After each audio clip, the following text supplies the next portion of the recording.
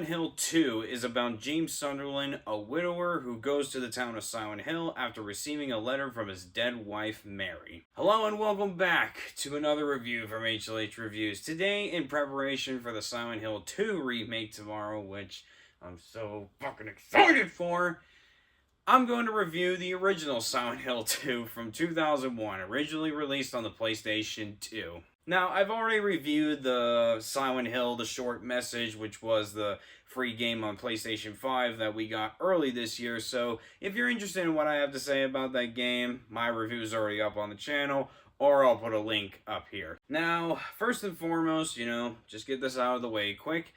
I've always been a Resident Evil fan my whole life, but I never really sat down and played any of the Silent Hill games from start to finish. I mean, I've obviously been aware of this franchise's existence since being a Resident Evil fan and, even seeing the iconic imagery, especially with that monster with, like, that triangle mask, which, I would later know it as Pyramid Head. But for whatever reason, I just didn't get this urge to experience the games. I saw YouTubers playing this thing called PT that honestly really started my interest in it, even though I sadly never got to play it because I didn't own a PS4 until 2016. And then Konami made idiotic decisions by canceling the Silent Hills game, and then Hideo Kojima left the company. So, yeah, because of Konami, I basically continued to disregard Silent Hill. It wasn't until Konami did this Silent Hill transmission in October of 2022 where, we got these announcements for what was going to come next in the franchise, and Silent Hill 2 Remake was a part of that. It wasn't until that day came that I finally got this urge to catch up by playing the first 3 games, the original, which I bought on the PS3 PlayStation Store, through its emulator. And for Silent Hill 2 and 3, I had to get the HD collection for the PS3. Keep in mind, not that I would have preferred getting that, but that's the only readily available copy of those 2 games I could get my hands on. And yeah, based on my eBay searches, I can tell I'm going to go into financial debt should I ever decide to get the rest of the console releases. But needless to say, though, I enjoy playing those 3 games. They're easily some of the greatest games I've ever played, and who knows, maybe I will go into financial debt when I get my hands on the other console Silent Hill games and eventually review them too, whenever Silent Hill F gets a release date. But for right now, let's just go on ahead and talk about the original Silent Hill 2, one of the greatest video games ever made. The original Silent Hill 2 is a survival horror game in the third-person point of view as you control James Sunderland. You have to survive in this horror experience as you defend yourself against the monsters in the town, solve puzzles, and go and see if Mary really died or not by finding her in the town of Silent Hill. And now that I've set up the game, we're going to start this review off by talking about my long list of one-ups about the original Silent Hill 2. First and foremost, I adore that the world that, this game and the first and third game especially pulls you into. You have this ghost town that seems to be no ordinary than any other ghost town, except that there are monsters that lurk around that you have to defend yourself against, as well as going in and out of reality. Even though it's not like the other world, you are essentially going through a darker version of the town by entering in and out of reality in, well, what the original and the remake calls it, nightmare. And even though the game doesn't want to jump scare you every 5 minutes or so, it just pulls you into this world of seeing stuff like a monster with 4 legs for a body, a monster with a bag of flesh for a body, or even a dead walking nurse that will hit you with a steel pipe. That is, that just unnerves you. It's almost like you're watching a psychological horror film just put in video game form. The gameplay and the survival horror aspects you go through here are good. You have to find ammo for the guns you carry, basically like any other survival horror game like Resident Evil, though you also have this option to fight the monsters with a melee weapon, whether if that's your preferred choice or just in case you need to save ammo.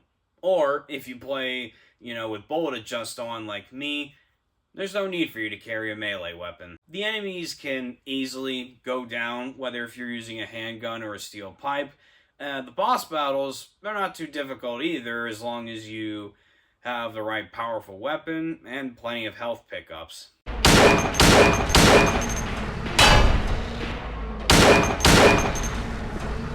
The puzzles you get here, while nowhere near as challenging as the first game's puzzles, though granted this can vary depending on the difficulty you play, it can still be a fun experience as you look for coins or tiles or even solving a clock puzzle to get you to the next section. And now we're going to get into characters, and I should just say this right off the bat, I'm getting into spoiler territory, so if you've never played the original game and you want to get introduced to, its story and characters for the first time through the remake, or even the original just to see the differences between the two, it's best you just pause the video and then come back after you're done playing.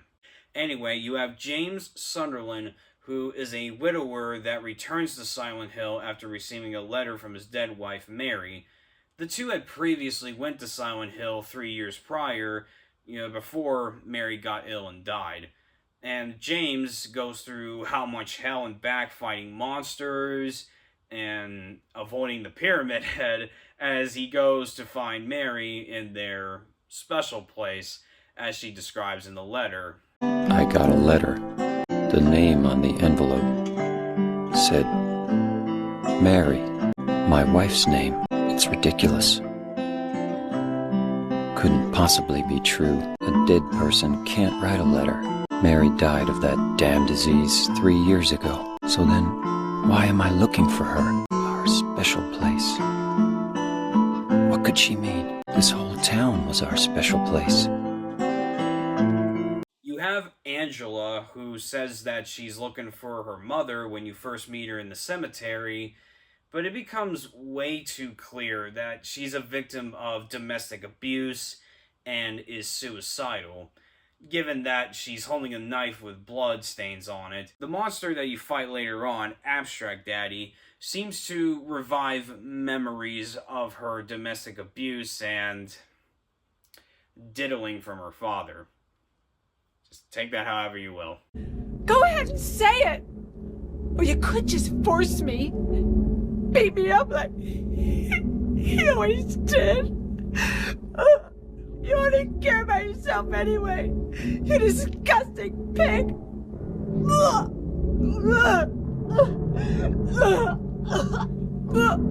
James even gets to have one final conversation with Angela in a burning staircase. It's hot as hell in here. You see it too. For me, it's always like this. And then she just walks off into the fire, never to be seen again, which makes you presume that she kills herself off screen. Eddie is an overweight glutton who, even though he does look to be innocent enough, halfway through the game, it's clear that he ends up being a psychotic person, as he kills anyone who looks at him or even make fun of him, which does showcase that he's a victim of bullying and name-calling. Eddie, you can't just kill someone because of the way they looked at you. Oh yeah? Why not? Till now I always let people walk all over me. You fat, disgusting piece of shit! You make me sick! Fat ass, you're nothing but a waste of skin! You're so ugly, even your mama don't love you! Well, maybe he was right. Maybe I am nothing but a fat, disgusting piece of shit. But you know what? It doesn't matter if you're smart, dumb, ugly, pretty. It's all the same once you're dead. And the corpse can't laugh. You You have Laura, who is a bratty 8-year-old girl that claims to know Mary, and after... You have Laura, who is this bratty 8-year-old girl that claims to know Mary after befriending her in the hospital, and just like James, she's also looking for her. What's a little girl like you doing here anyway? Huh? Are you blind or something? What's that letter? None of your business. You didn't love Mary anyway. Wait! How do you know Mary's name? And then you have Maria, who, although she looks and sounds like Mary, she isn't exactly like her, more or less a seductive version of her, but James ultimately befriends her and she joins him to find Mary. Do I look like your girlfriend? No, my late wife. I can't believe it. You could be her twin. Your face, your voice, just your hair and clothes are different. My name is Maria. I don't look like a ghost, do I? Now, even though you don't spend a lot of time with these characters, I never thought as though I didn't know them enough or thought they weren't all fleshed out. Every character is fleshed out enough that you understand them and they grow on you the more you play the game, and you even catch up on small details about them through memos. The voice acting performances, though definitely dated by today's standards, are performed well by everyone. The biggest standout for me was Monica Taylor Horgan, who voices Mary and Maria. Not only does she perform emotionally well, like in scenes like this... Anyway, I'm glad you're alive. Anyway? What do you mean, anyway? You don't sound very happy to see me. I was almost killed back there. Why didn't you try to save me? All you care about is that dead wife of yours. I've never been so scared in my whole life. You couldn't care less about me, could you?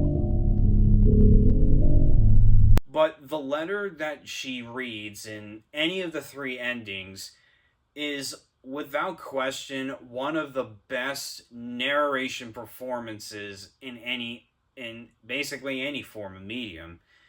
Mary is speaking to James in the letter, and the further you read this with her, you can tell how sad and sorrow her voice gets at the end.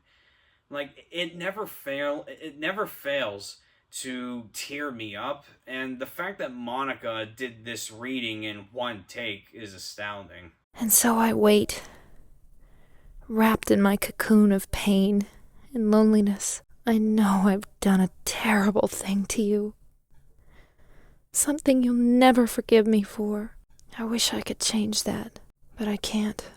I feel so pathetic and ugly laying here, waiting for you. When I first learned that I was going to die, I just didn't want to accept it.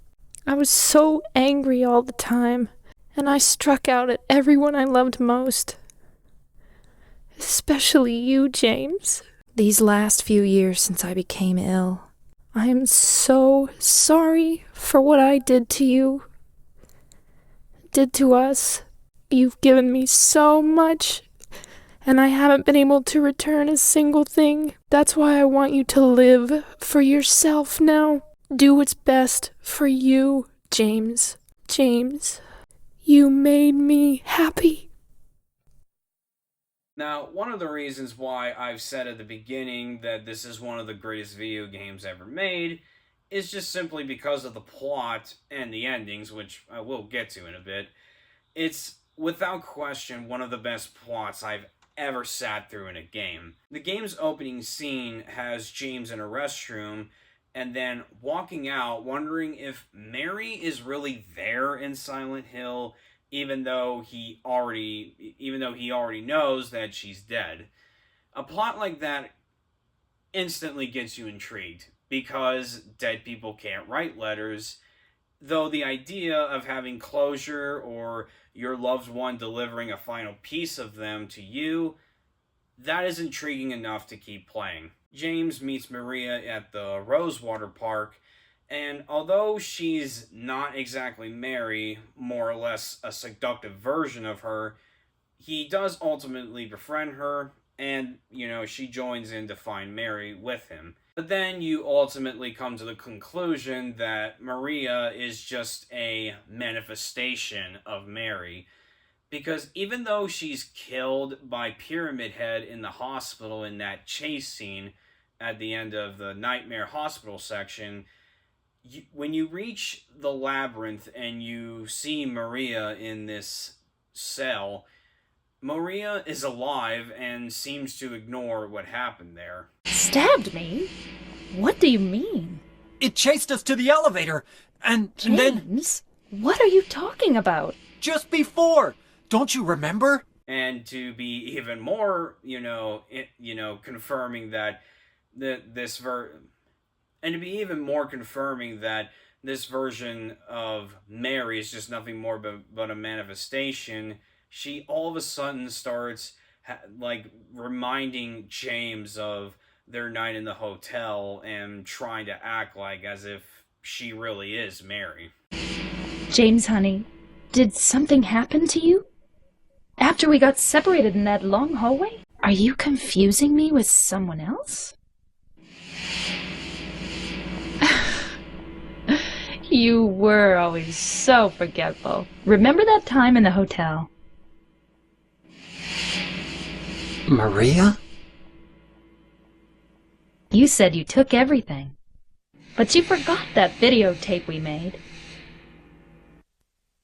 I wonder if it's still there. You do eventually get to the hotel, which is the secret place that Mary was talking about in the letter at the beginning of the game. You watch a videotape that not only shows Mary asking James to take her to Silent Hill again and showcasing her illness, but you also get to see that James killed Mary by suffocating her with a pillow to end the pain the illness was giving her. This showcases that James has had guilt for killing Mary 3 years ago, and the conversation you hear in the hallway before the final boss does seem to suggest that their argument is what caused James to kill her. And even though James still feels guilty for what he did and finally realizes that Mary is truly gone, he is ultimately ready to put an end to his guilt. I was weak. That's why I needed you. Needed someone to punish me for my sins. But that's all over now. I know the truth. Now it's time to end this. And now we get to the endings, which is something that I'm very curious how the remake will do them, or at least 4 of them anyway. First 2 out of the way are the joke endings, Dog and UFO. Dog ending shows that a dog was controlling the events of the game the whole time, and the UFO ending shows James being abducted by aliens with the help of Harry Mason, the protagonist of the first game. These endings, they're just meant for laughs, and they're not meant to be taken seriously. Now, the 4 endings that are taken seriously are each in their own way good, depending entirely on the player.